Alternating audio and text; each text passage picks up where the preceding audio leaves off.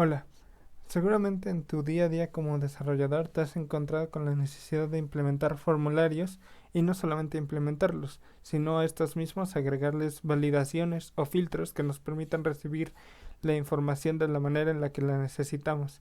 Hoy voy a estar usando esta página de ejemplo con un formulario para enseñarte el uso de la herramienta React Use Form o librería más bien. Entonces, por ejemplo, si yo doy clic aquí, vemos que me saltan diferentes errores. En este caso, todos los errores son de estos campos son requeridos, pero también tiene soporte para manejar varios errores. Por ejemplo, si yo empiezo a escribir, vemos que el error cambia a debes ingresar al menos 4 caracteres o 4 letras.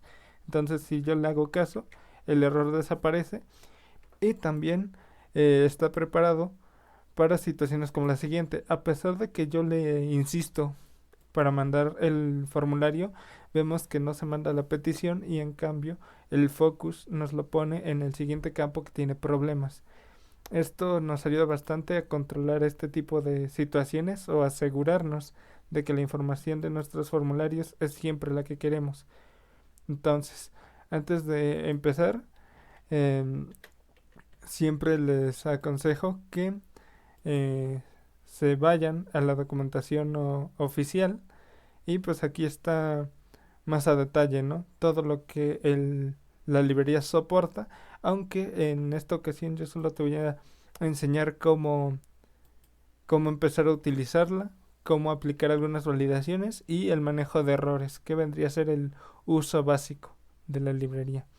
Entonces, para comenzar, lo primero que tenemos que hacer es instalarla, que nos podemos remitir a la documentación oficial en Quickstar. Aquí tenemos el comando para instalar. Entonces, una vez que eso está hecho, simplemente lo importamos y lo declaramos dentro de nuestra función. Entonces, como pueden ver, aquí yo ya le instancié y me traje componentes claves que viene a ser register, handle submit y los errores. En un momento les explico para qué funciona cada uno. Entonces vamos a bajarnos a la parte directamente del formulario. Y bueno, lo primero que les voy a explicar va a ser con este input de aquí abajo, por ejemplo, que es más sencillo. Este de aquí. Vemos que declaramos dentro de un for normal una etiqueta form normal. Vamos a tener nuestros campos. Y lo primero, el register. El register nos va a ayudar a la hora de mandar esta información. Ya nos genera un objeto con todos los campos que nosotros les digamos. Y de hecho, si se dan cuenta, el register es un atributo del input y de hecho es un objeto. Con el spread operator llamamos este register, que es una función, y esta función recibe lo primero, el nombre con el cual el objeto va a identificar esta propiedad. Después recibe otro objeto que es donde puede recibir las distintas validaciones que nosotros querramos aplicar. En este caso ya nada más le puse que aplique la validación de require o requerido. Eso quiere decir que si el campo va vacío no se va a mandar y va a brincar el error que vieron al principio. Entonces, bueno, le decimos que es el error require, más bien la validación require. Y bueno, le podemos aplicar el resto de atributos normales a un input, el placeholder, el type, el nombre de clase.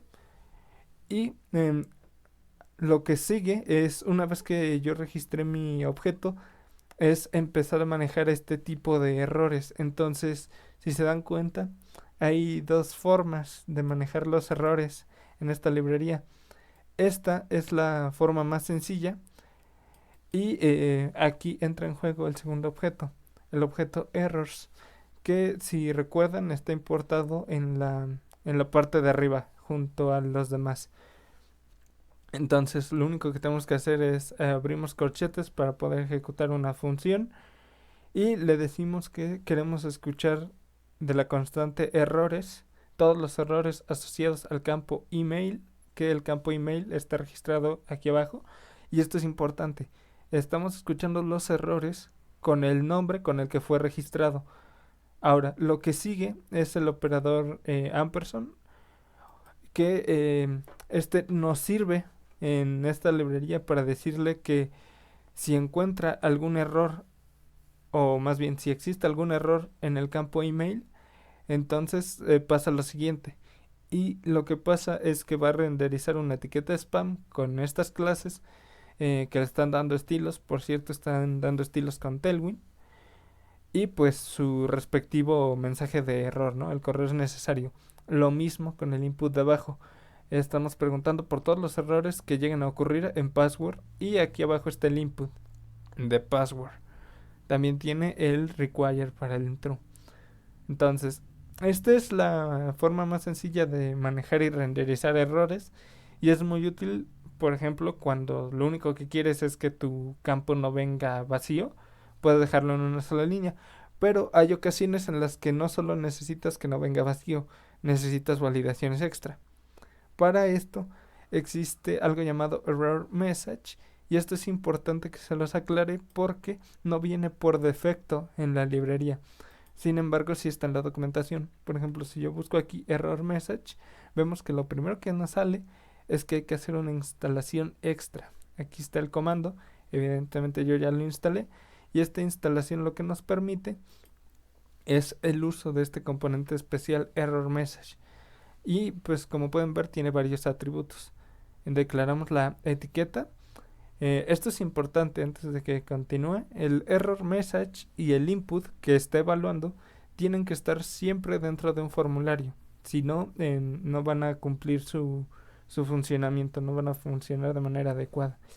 Entonces, tiene el atributo errors, que simplemente le pasamos los errores que estamos escuchando. Tiene el atributo name, que se le asigna al input que está escuchando. Como vemos, aquí tengo el input abajo registrado como name. El atributo as, y aquí nos permite especificar la etiqueta en la que queremos que ese error se renderice. Por ejemplo, en este caso, el error de name quiero que lo renderice en una etiqueta P. Y pues simplemente unas clases de estilos. Entonces, así definimos nuestro componente error message, ya lo vinculamos a un campo, y en el campo de input name, que es el que está justo aquí abajo, les voy a explicar cómo poner varias validaciones. Entonces, lo primero que hacemos es declararlo y lo registramos como name, coma, y abrimos el objeto que va a contener las diferentes validaciones. La primera es la de require, y pues tiene su mensaje, ¿no? El nombre es necesario.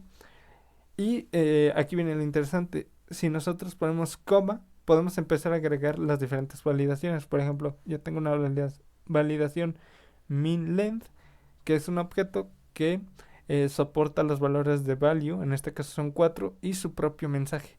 Entonces eso quiere decir que está esperando un mínimo de caracteres, en este caso de 4, y el mensaje de error está definido aquí en message. Entonces, eh, por eso les recomiendo que visiten la documentación porque ahí están listados todos los tipos de validaciones que soporta. Por ejemplo, si yo agrego una validación nueva, por ejemplo, puedo hacer pattern, que esto es para expresiones regulares, también es un objeto soportado. Y si se dan cuenta, bueno, aquí tengo algo de autocompletado, tiene la propiedad value y obviamente tiene la propiedad de message. Entonces, por ejemplo, en este caso, este patrón solo permite caracteres. Y pues en este caso se aplicaría. Por ejemplo, si yo guardo, regresamos aquí. Entonces, bueno, mandamos. Tenemos el primero. Empieza a escribir. Necesita al menos 4 caracteres. Y por ejemplo, ven que el error decía que solo se permiten caracteres. Bueno, la expresión regular nada más me permite caracteres. En el momento en el que yo empiezo a poner números, esto truena.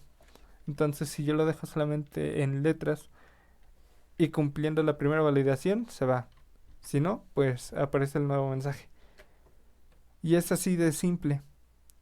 Bueno, simple, entre comillas. Es algo bultoso, pero pues creo que se entiende bien. Vamos a quitar este mensaje por el momento.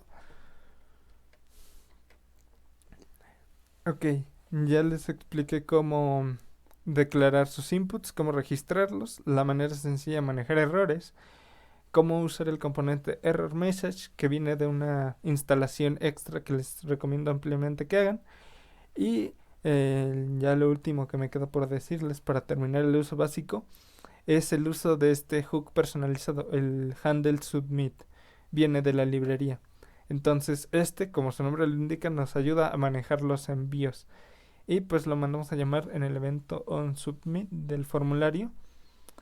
Aquí, perfectamente en los paréntesis, podrían poner toda la lógica de envío de ese formulario, pero yo para dejarlo lo menos bultoso posible, ya que el formulario de por sí, de la manera que está hecho, ocupa espacio, lo usé con una función propia que está aquí, onSubmitHandler.